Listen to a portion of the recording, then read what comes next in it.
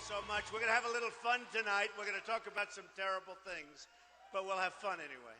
Not a lot of good things happening, if you want to know the truth. But it's going to be an interesting evening. What a tremendous crowd. And I know they have a lot of people outside couldn't get in, so I congratulate you for being good at real estate.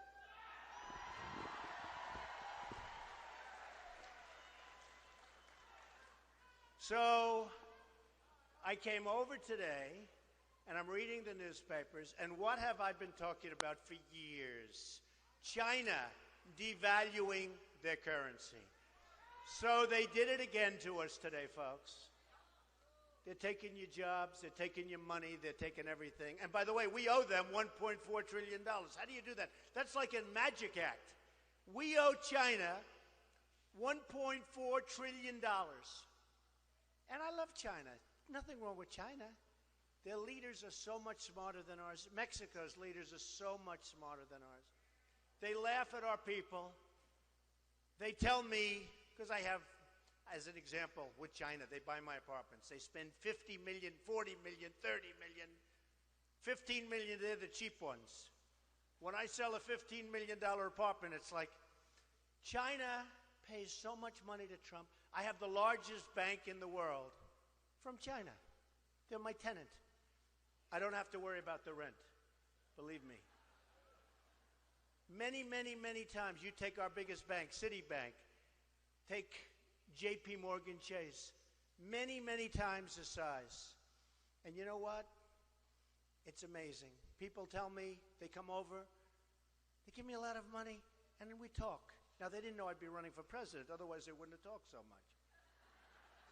It's true. And they say, we can't believe we get away with it.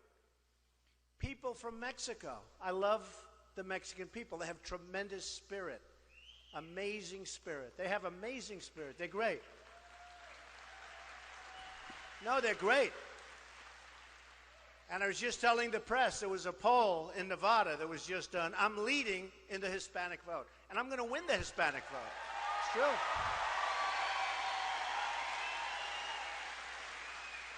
I'm also leading in the regular vote, like 32%. But when you look at what's happening, whether it's Mexico or China or Japan or Vietnam, which is doing unbelievable business right now, their leaders are so smart and so sharp and so much more cunning. And I use the word cunning a lot because the word cunning is very important. They know what they're doing. And we have people, they're babies. We have Carolyn Kennedy in Japan. I saw it on 60 Minutes. They said, how did you get the job? Well, I went to the White House. I mean, this is pretty much the way it is. I went to the White House, and I was looking for a job. And I said, do you think I could do something for the administration? And they said, oh, how would you like to be ambassador to Japan? And she said, really? Wow. Are you serious? This is what we have. So here's what I did. I called Carl Icahn last week. Great guy. Killer. We don't care. Do we care that he's a killer? Does anybody mind? He's a tough cookie. But he's a friend of mine. I said, Carl, if I make it, and we're leading in every poll, which is really, I mean, you know, it's been a very exciting couple of weeks.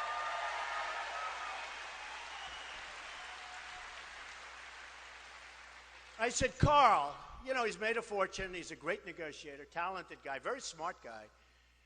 Went to Princeton, one of the top students at Princeton. A lot of people don't know that about Carl. And there are other people like Carl that are brilliant people and great negotiators. They don't sleep at night. Like me, we toss and turn and toss and turn. We're thinking, always thinking, ay, ay, ay. It's not easy on the family. But we're tossing and turning and scheming. That's what they are. There's no 18 hours of sleep. Does that make sense? So I said, hey, Carl. In fact, now the press will call Carl, I'm sure. But Carl Icahn, great. I said, Carl, if I get this thing, I want to put you in charge of China and Japan. Can you handle both of them? Okay? China and Japan. He said, yeah, I'll do it. I want to do it. You know what? Just relax. Everything will work out fine. We'll make great deals. Right now with China, I have a friend. He's a great manufacturer. He can't get his product into China. Can't get it in. They devalue today, the biggest devaluation in 2 decades. 2 decades. Now, you know what devalue means, right? Devalue means suck the blood out of the United States. That's what devalue means, okay? Our companies won't be able to compete. They can't compete now. And what happens is they send their product over, no tax, no nothing. And I don't want tax. I want free trade. The problem with free trade, it only works when you have really smart leaders. When you have leaders that are incompetent, oh, is it a disaster? It's a disaster. So China sends its stuff over. It dumps everything. Whatever they make, we'll take it. With us, we can't get our product over there. When Boeing goes over there, they want the technology before they buy the planes because they're opening up their own factories to produce aircraft. They want Boeing, and I said, I don't think Boeing should do it. But when you think about it, it doesn't matter because even if they didn't, they'll take it anyway and build anyway. So what difference does it make? Okay? They're smart. They're sharp. And we're not. Our leaders aren't. So my friend is a great manufacturer, and he wants to send things to China. And he comes up and sort of depressed. I said, you're not a depressed person. What's wrong? He said, I can't get my product into China. And now that it's close, they want to charge me, they call it a tariff because it sounds better than tax, you know, a little more sophisticated, right? They want a tariff of like 42%. I said, does anybody know this? And you know, when we send trucks over there, I've heard, and you people know a lot about trucks, but I hear they charge a big tariff to take the trucks. We charge nothing. We charge nothing. Now Japan, think of it.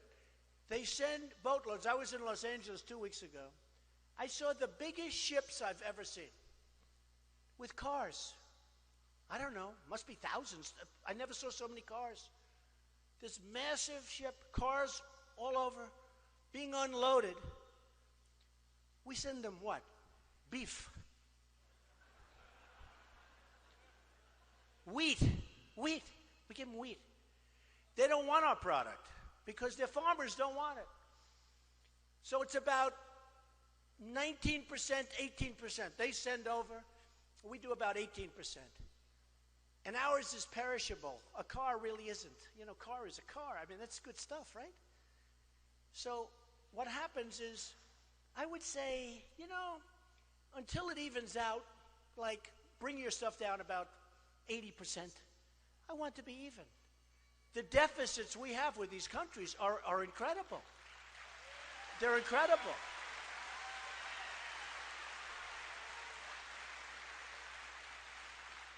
The deficits are incredible.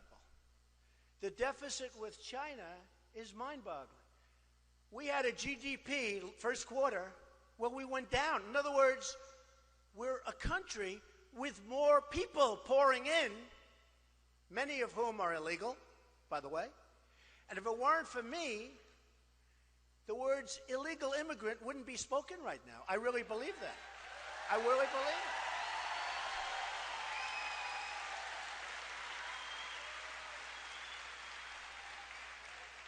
It's so incredible. And then you have the killing of Kate in San Francisco, beautiful Kate.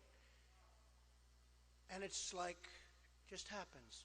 This guy came in 5 times, and the 5th time was a disaster for a family, a great family, a family that I've gotten to know a little bit, and a family that I've spoken to on numerous occasions, and a family that I don't think the president has yet called, which is incredible. He hasn't called. Think of it. He hasn't called. But it's a great family, and she was an amazing woman. And then we have Jamil, beautiful Jamil, a young man shot down almost in front of his father, who's going to the deli. Good student, great football player, maybe going to Stanford, the apple of his father's eye, who was a great guy. We had a news conference together. The father is like this incredible guy. Loved his son more than anything in the world, more than anything. And his son came back from the deli, and he called the father. He used to call him old man. Old man, I'll be there in 3 minutes. From the deli. This beautiful kid. And an illegal immigrant took a gun, put it up to him, shot him, and then shot him a couple of times when he was laying on the ground with his hands like this. Right through his hands he shot him. And we have sanctuary cities, and we have all sorts of methods, and it's so incredible. I've gotten to know so many families through what I'm doing. I've gotten to know so many families that are devastated, that will never be the same. You can never be the same. And so you look at that and what we do and what we have in terms of our leadership. And believe me, other countries are sending over people that they don't want. They don't want to use their prisons. They don't want to use it. They say, why should we use our prisons for many, many years to house really bad people when the United States will do it? The problem is they come over, and by the time they get into our prison, lots of bad things happen. So we have to build a wall. The wall.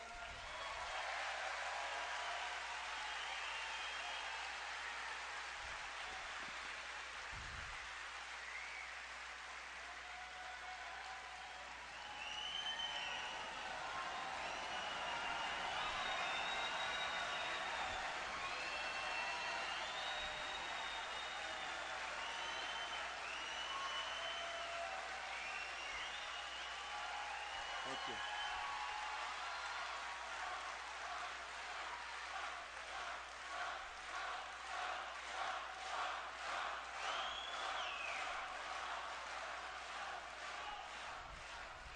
The wall will be big, it will be powerful. And by the way, I am all for legal immigration. That's what it's all about. I'm all for it. But it's got to be legal immigration. Got to be. All right? Got to be. So, you know, Jeb Bush, one of my opponents,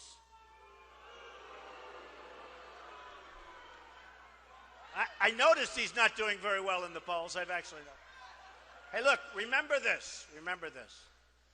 He's gone to my friends, many of my friends, and he's raised $114 million. And he may, you know, right now he's not doing well in the polls, right? Okay. So he may be doing very poorly in the polls, but he's got 114, even more than that, to spend. But just remember one thing. They'll make commercials. They'll be building him up like he's wonderful. Remember, coming in as an illegal is an act of love. Remember that line? An act of love. Tell that to some of the families, that it was an act of love. Tell them to some of the families that are devastated that that was an act of love. But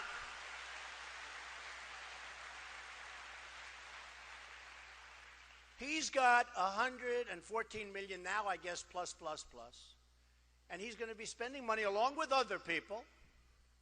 You have Walker, who was supposed to have a surplus in Wisconsin, and now they have a $2.2 billion deficit. And he's a nice guy. I supported him. I support all of these guys. You know, I support everybody. The heck, I'm a businessman. I support everybody. They ask me for support. I support them. And you know what? If I call them in 2 years, 3 years, hey, I need some help, they're there. Okay, that's the way. But that's not really a good system. That's not good for a country. Because a lot of times the people that support these people, they need things that are adverse to the best interests of the United States. It's a problem. And nobody knows the system better than I do. I mean, look, I was on the other side. I'm telling you, 2 months ago, I started this, think of it, 2 months ago. And the media, look at all those people back there. Scavengers. They're like scavengers. They're like scavengers. So many. Hello. No, I see a couple that I really like. There are some that I really like. But the media doesn't tell it like it is. The media just doesn't tell it like it is. You know, I tell...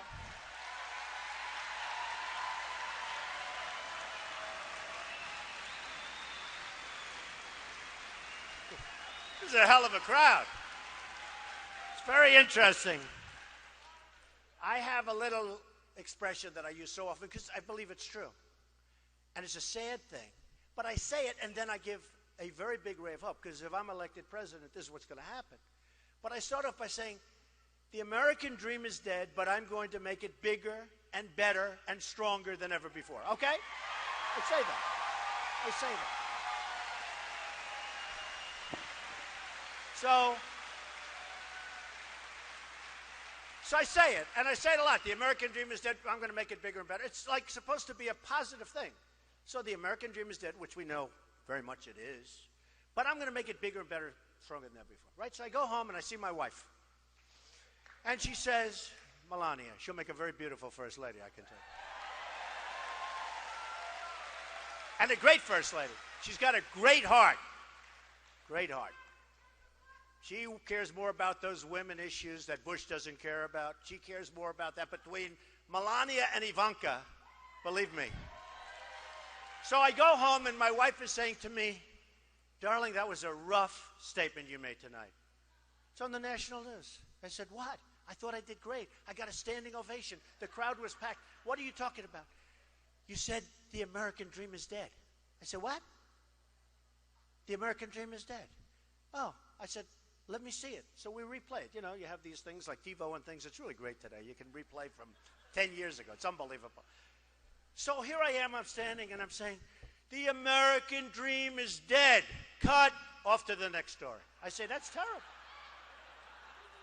It's terrible. No, it's dishonest. Okay, it's very dishonest. It's true. It's very dishonest. Oh, could I tell you stories about the media?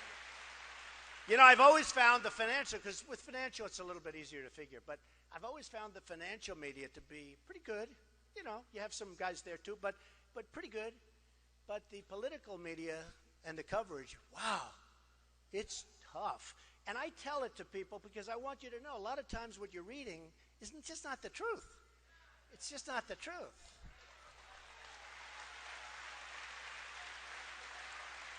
Now, the biggest problem with my saying that, you know, is that they will now go and report that Trump made a terrible speech, very unenthusiastic crowd. The place wasn't packed, and there aren't 1,000 people outside trying to get in. But who can blame him? Hey, I'd probably do the same thing if I heard this. So you look at what's going on at the border, where Mexico is absolutely, just absolutely destroying us at the border, and others. And by the way, it's not just that. They're coming from all over the world, people. They're going through the border. But they're coming from all over the world. They're coming from the Middle East, folks. I hate to tell you. They're coming from the Middle East.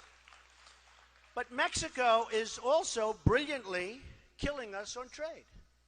Mexico is the new China. Mexico is taking plants, and for cars, it's going to be, I mean, you can forget Detroit, what it used to be. This is going to make Detroit look like small potatoes in its prime.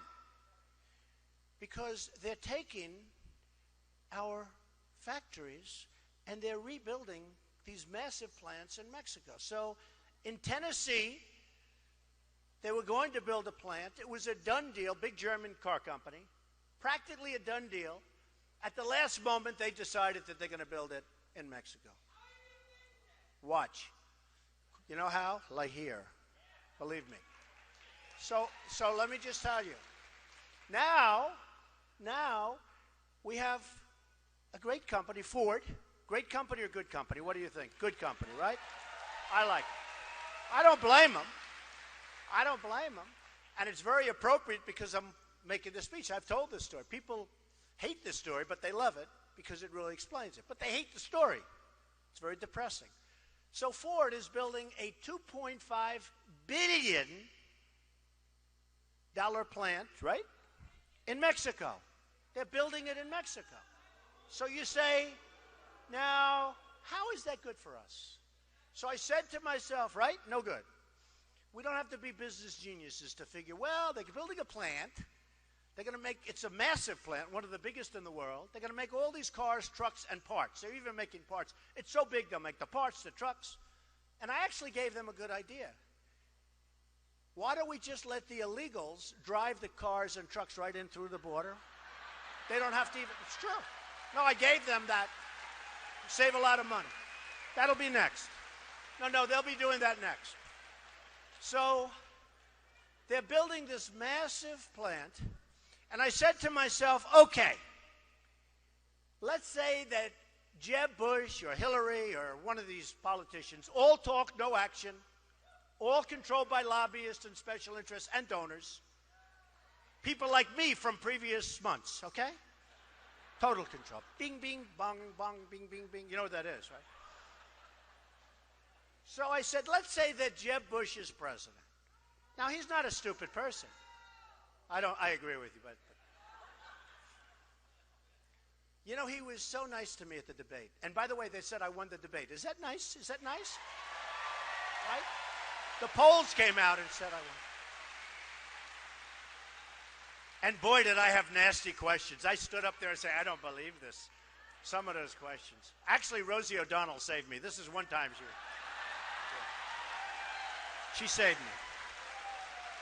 I never thought I'd be giving credit to Rosie, but in this case, she was great.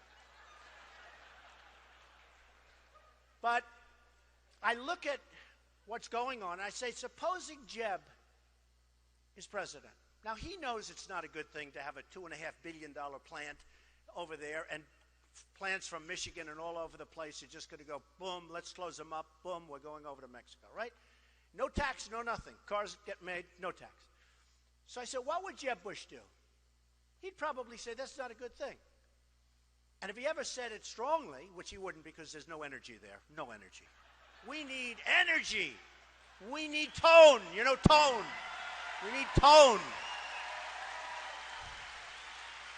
It's true. Jeb and Hillary, on the same day, they said Donald Trump has too strong a tone. Too strong. We have heads being chopped off because they're Christian in the Middle East. We have borders where people are being killed all over. The world is cracking up, and they're worried about my tone. I should be toned down, down. Sad. So sad. It was an amazing thing because he mentioned it and she mentioned it the same day. And I say, they're so wrong. I don't like their tone. There's not enough energy. There's not enough enthusiasm. There's not anything.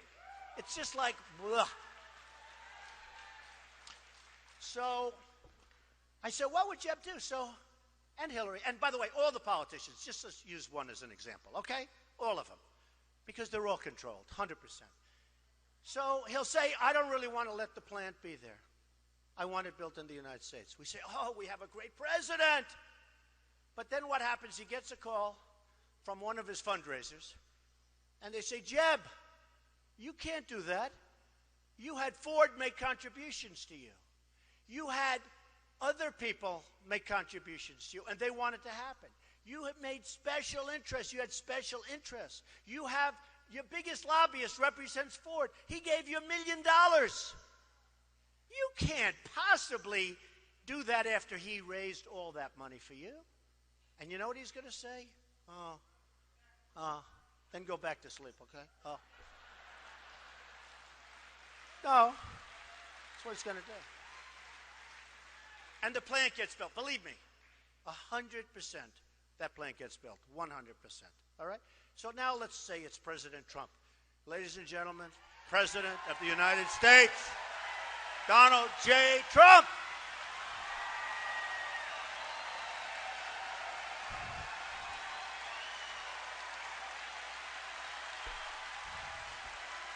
Okay.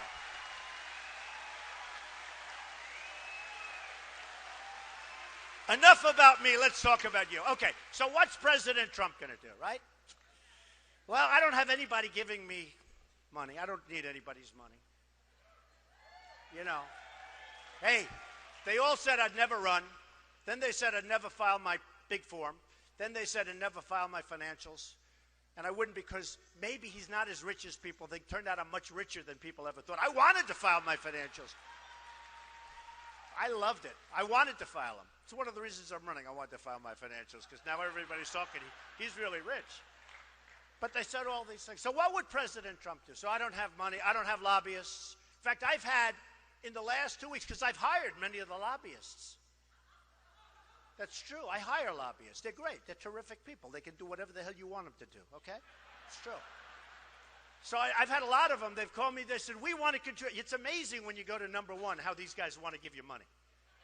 You know, if you're at number 12, I guarantee Rick Perry is not getting a lot of calls from lobbyists right now. And neither is Lindsey Graham. The two guys that hit me the hardest were Perry, right? Perry and Graham. They hit me harder than anybody else. Now it's Rand Paul. Can you believe it? He's the new one. I said, Rand, I've had you up to here. I've had you. I've had you up to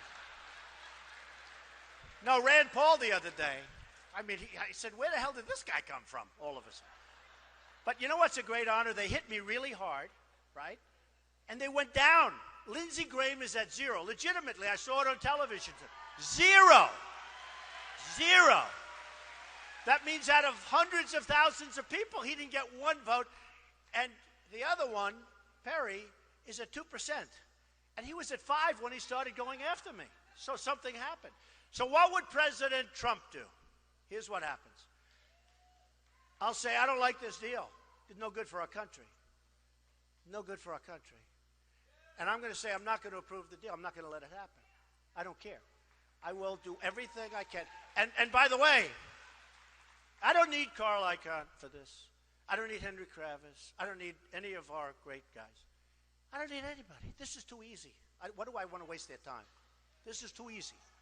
So what happens is I say, the deal is not going to be approved. I'm not going to allow it to happen. I want that plant to be built in the United States, preferably here. I mean, in all fairness, right?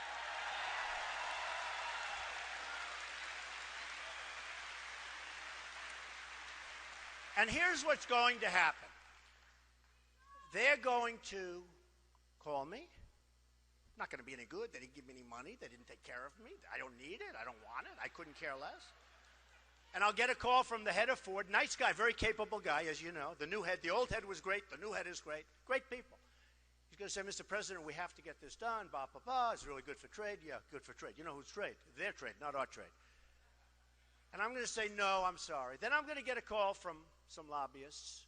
I say, you didn't do anything for me, and I'm not doing anything. I only care about one thing, making America great again. That's all I care about. Okay? That's all I care about.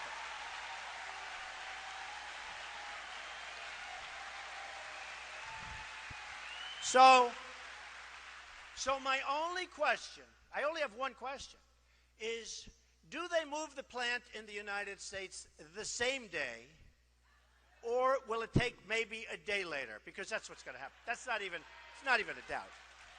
Okay? And we'll end up with a plant in the United States, and we'll create jobs, and that's what we have to do. Because we're just losing so many ways. We don't have victories anymore. We just don't have victories anymore. So let's look at another thing. Let's look at this horrendous deal that we're making with Iran. Now think of it. Think of it. So here's a problem before we even start. Even if the deal doesn't get approved, and believe me, I think it probably will. I think Schumer, who I'm very close to Israel, but Schumer comes from New York, very close. I have a great relationship, far better than our president has, that I can tell you. But who doesn't? I think Schumer did it with a wink. Not a bad guy, smart guy. Used to be a friend of mine until I did this, and I said, look, all bets are off. Look, I got to do what I have to do. I'm sorry. But I'll be able to get along with these people. You know, you got to be able to get along. You got to make deals. We can't always sign executive orders. The country wasn't based on executive orders. I mean, you got to get deals.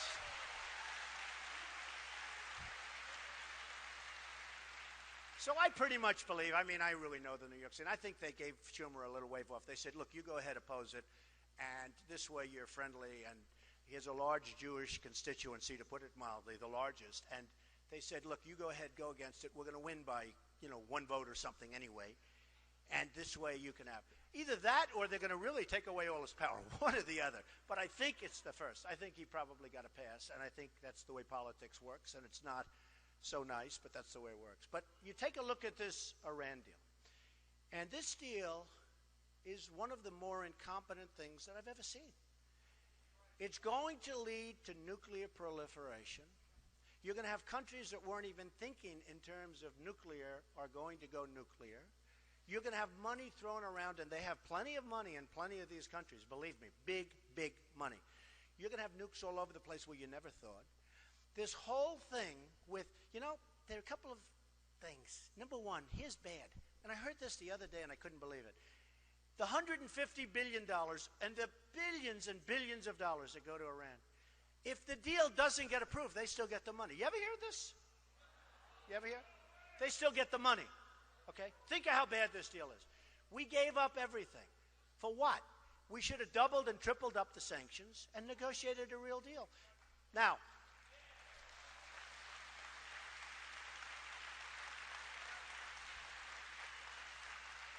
the 24-day catastrophe, right? 24 days. What people don't realize, before the clock starts ticking, you have to go through a whole process, like a mediation. It could be forever. It could be forever. And I could just see they're doing nukes all over the place. They get the notice. They fight them here, keep fighting. Then the 24-day. By the time you get in there, you have a nice, beautiful space like this, except the floors will be painted nicer. Battleship gray. Beautiful. There's no nukes in here. Battleship. You know what I mean? When I was little, I used to always paint my garage floors Battleship gray for my father. Battleship gray. They'll be beautiful, nice, shiny Battleship gray. It's so crazy. And one of the things that nobody understands, and especially me, I wrote The Art of the Deal. Has anybody read The Art of the Deal? So, one of the things I don't understand, we have 4 prisoners over there. Used to be 3, now it's 4. Actually, when this long negotiation started, it was 3. Since the negotiation, this is the longest negotiation. Did you ever see a negotiation last so long? Right? Oh, he's got The Art of the Deal. Hold that book up, please. Okay. One of the great books. That's my second favorite book of all time. Do you know what my first is? The Bible. Nothing beats the Bible. Nothing beats the Bible. Not even The Art of the Deal. Not even close, okay? But you say to yourself, how do we have these 4 people, was 3, now 4? How do we have it? So at the beginning of this negotiation, first of all, you got to increase the sanctions. Then they say, oh, the other countries wouldn't do it. Well, it's called leadership. You got to get them to do it because this deal is crazy. And those other countries are very much, they need us for lots of things. We have a lot of strength with those other countries. But, when you get them and they say no, who wants this deal? This deal is a disaster. So what happens is you increase the sanctions and you let them know we're not ever giving you the money back. The money's never coming back. Okay, the money we're keeping, okay? You're keeping. And, people are saying, just like the wall in Mexico, these stiffs, these politicians, they're stiffs. You know what a stiff is? Stiff is a person, I've seen these wealthy people in the front row. You know what a stiff is? A stiff is a person you will not hire. That's what a stiff is, okay? And these stiffs, they say, isn't it horrible? Trump says about the wall. Or Trump says he won't give them the money. Isn't that ridiculous? And now they say, we didn't want to ask for the prisoners because they thought it would be too complicated and would complicate. Think of this. By saying, here's what you do. You walk in. By the way, shouldn't be at the end. Should have been before the deal started. The end is like sort of a stupid thing, right? So you walk in a couple of years ago, long time. I mean, it's forever. World's longest deal. And by the way, this is called tapping. Tap, tap, tap. The Persians are great negotiators. A lot of bad stuff has happened during this 2 years, believe me. A lot of things are being discovered over there, and it all has to do with nuclear. During the tap. I do that too with the deal. I don't know if I want it. Maybe I do. Maybe I don't. Tap, tap, tap. I tap these poor guys along. Then I say, the market's not so good. I'll do it. I won't do it. They're tapping us along. They're tapping us along. So now I say to myself, on the prisoners, fellas, and I mean literally in 2 minutes I would have had them out. I say, fellas, I would have had them out. I would have had him out. I mean, we have a guy named Kerry. I think he's actually probably a nice guy. He's 73 years old. He goes into a bicycle race, and he breaks his leg. I promise you that I will never enter a bicycle race during a major negotiation.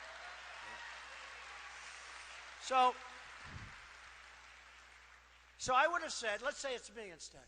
Probably would have gone and do this one myself. I'd say, come on over to Washington. Let me tell you something. You don't want them. You don't need them. Your people don't care about them. We do. It sets a good tone, you know, to use a Bush term. It sets a good tone. Really nice. If you would give us the prisoners, before we start, we want to get the prisoners. Just let them out. Bum, bum, bum. Everyone's going to say you're really nice people. You'll be able to make a better deal if you let them out. Let them out, and let them out now. And if you don't let them out, we don't want to even negotiate. Because you know what that is? That's like a sign of bad faith, right? If you can't get that.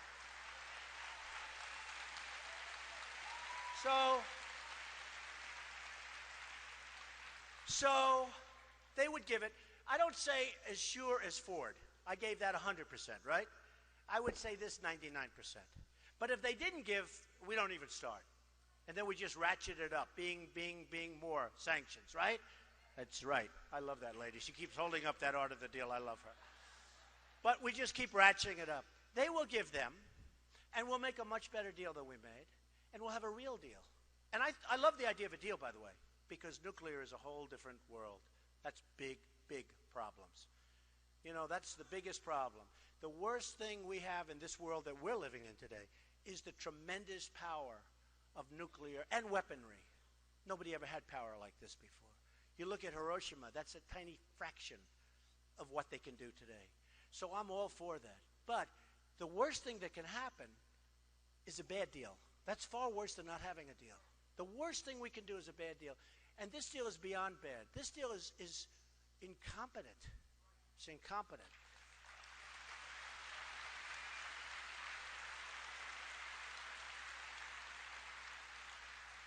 So I would get the prisoners back, and I would make a great deal. And you know what? They'd be happy. I'd be happy. We'd all be happy. We will be proud of our deals. You know, one of the magazines said I've done a great job with branding. Of course, it's a lot easier when you're not running for office. You know, this branding when you're running for office is a little tough, because if you get 55% of the people love you, 45% don't. That's pretty good. You win in like a massive majority, right? But they say I've done a good job with branding. And somebody said, boy, if you could do some branding for the United States, because we have a country where the brand has been so badly hurt. Think of it. The brand, this great country that we love. A friend of mine spent a lot of time in Czechoslovakia, which was a communist country. And see, a lot of people, Czechoslovakia. And they used to be so proud of the United States.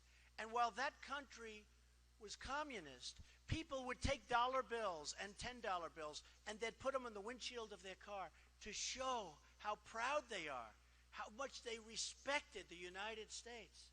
I said, I never heard that story. He said, yeah, you'd go around all over these communist countries, and they were so enamored with the United States that they'd put money, bills, on the window with Scotch tape, and they'd put them on, and they were so proud to have it in their car.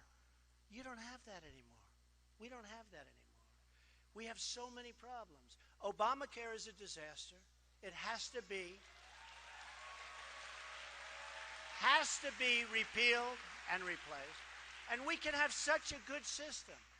Obamacare, do you see what's happening to your premiums? They're going through the roof, 50%, 55%.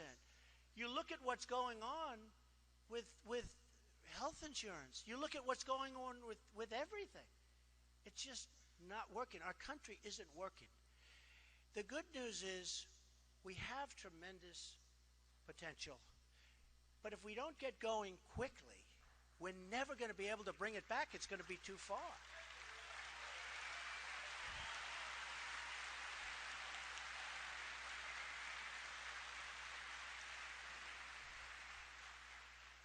One of the things we have to do, I'm in the real estate business. I'm always getting listings, a bases for sale, something's for sale, a military something is for sale. It's always military. I say, are we going to have anything left? Are we going to have anything left? Take a look at how many bases they've sold. One of the things we have to do is build up our military so strong and so powerful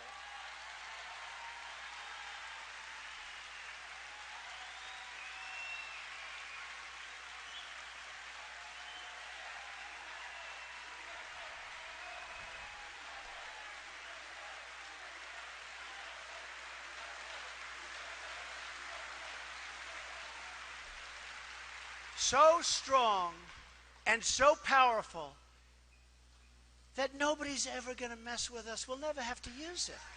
We'll never have to use it. And we can do that. We have the great technology. We have everything. But we're not doing it. We're cutting back on military, which is probably one of the worst things. You know, it's interesting. We would make it so powerful that, yes, it will cost money. But if we don't use it, we'll save a fortune because we won't have to. Putin, who I would get along with very well, I'll be honest with you. He can't stand Obama. Can't stand him. Can't stand him. I actually get along very well with people. People say, oh, is he a nice enough person? A woman comes up the other day, and I made a speech, and everybody was going crazy, and she got up and said, but Mr. Trump, do you think you're nice enough to be president? Are you a nice person? And I said, I think I am. I love people. I love charity. I love a lot of things. I think I am. But I said, but you know what, ma'am? I really think this is going to be an election. People are fed up. This is going to be an election on competence. It's competence. It's going to be an election based on competence. So I want to build that military so strong where Putin 2 months ago said something I never thought I'd hear from Russia, from a major country. He started throwing around the nuclear word. He said, essentially, they better not play around with us too much. We're a nuclear power. We have nuclear weapons. I couldn't believe I was hearing it. Just the mention of it was so bad. And our weapons, we don't even know if they work. To show you how stupid we are, they did a major television program, 60 Minutes, I don't know if anybody saw it, where they go into the silos. The stuff is old, it's rotted, the phone systems don't work, the wires going to the phones are all, they don't even know if it works. And I said, if I were Obama, I wouldn't be showing that. I wouldn't be showing it.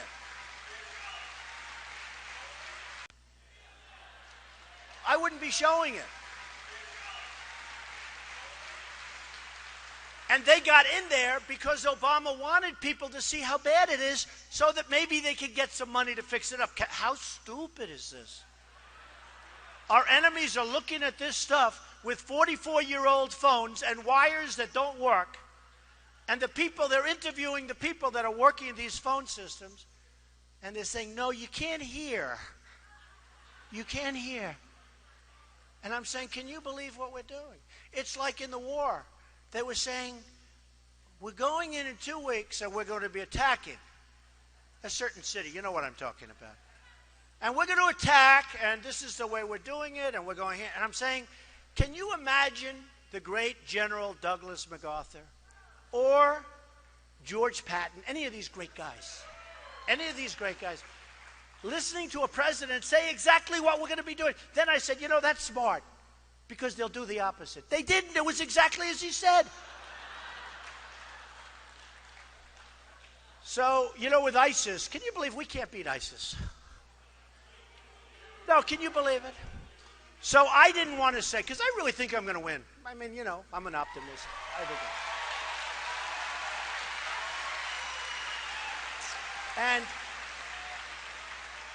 And by the way, if I do win, speaking of military, I'm going to take such great care of the vets. The vets in this country are absolutely, it's a disgrace.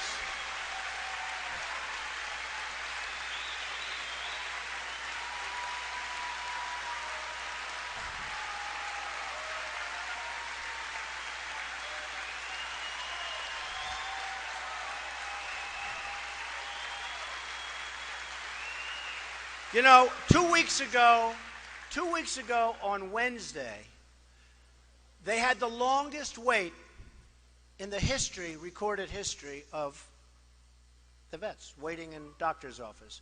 And in one case, somebody waited for 5 days. 5 days. Think of it. Look, we're really spoiled. most of us. We go to a doctor. If I have to wait 12 minutes, I'm like incensed. I'm going, what kind of a doctor is this? And these are people that can be really helped through the right pill or the right medicine or a small operation. We're not even talking about the big stuff. They had to wait 5 days. In one case, a man waited 6 days to see the doctor. And when he finally saw the doctor said, I can't see you, I'm going on vacation. Now think of it. No, think of it, how bad it is. And this is our politicians, all talk, no action, politicians in Washington. Okay? They do nothing except talk. And the money we spend is incredible. It's like the money we spend on the vets is incredible. We can take such great care of them. I'm going to make that one of my priorities. The military, the vets, and jobs. And jobs. And believe me, I know how to do it. I know how to manage. I know how to manage. Because it's management. But we're going to take care of these people. We're going to take care of this country. This country is going to be great again. We are going to make this country so strong, so powerful. You're going to be so proud to be a citizen of the United States.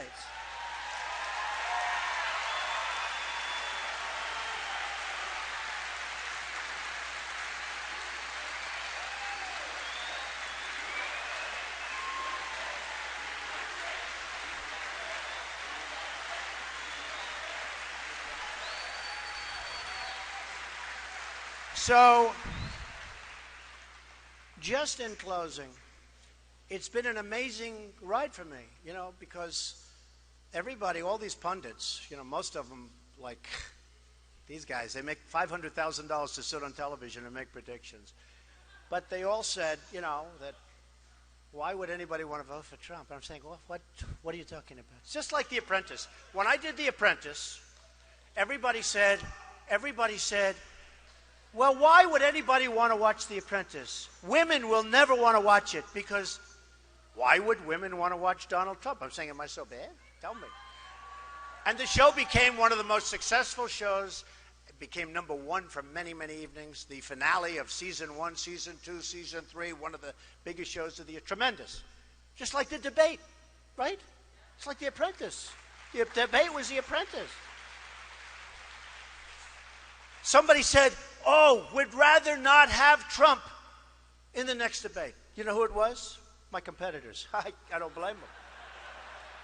I said, you got one problem, the television networks. Because it's called ratings. But it's like The Apprentice. And then The Apprentice became this big success. And one of the critics said, well, that show won't work. And, it was just signed to a 1-year contract, and everyone figured it would fail. Well, it went on. It became this tremendous monster. And I was very proud of it. And I saved the reviews. I saved all of the stuff. It's the same thing now. And by the way, NBC, just so you understand, NBC hates me. I made them a fortune. But you know why they hate me? Because at the upfronts 4 months ago, they renewed The Apprentice.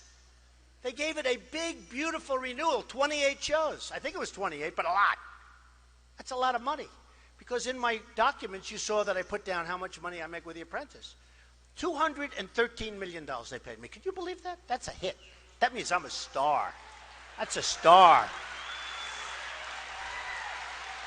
No, think of it. And nobody, but that's what I made. I mean, I have to certify these numbers, 213. So now they renew The Apprentice, and I said to them, the head people from NBC came up to my office, and the head people from Comcast, NBC, and the reason I tell you this, they're going to check every one of these statements, the press. And if I'm wrong on any, if they weren't up, there's going to be a headline tomorrow, the Comcast never came. By the way, the head person at Comcast, you got it? And the head person at it, they came up to my office like 3 months ago, and they said, we renewed The Apprentice. I got a call from Mark Burnett, who's a great guy, from Survivor, et cetera, et cetera. And he's the guy, we did this thing together. He said, Donald, they renewed you. You're the only guy that isn't taking a renewal for a major primetime show. I say, Mark, I'm going to run for president, and I'm going to make our country great again. That's it. So, NBC is very angry at me, but here's the good news. I am really enjoying what I'm doing. I love meeting the people. I love meeting the vets. I love meeting the military. I've been meeting people that I would have never met before. I love people. I love this country. We are going to make it so strong and so powerful and so respected all over the world. We're going to bring our jobs back. We're going to bring our money back. We're going to save Social Security. You are going to love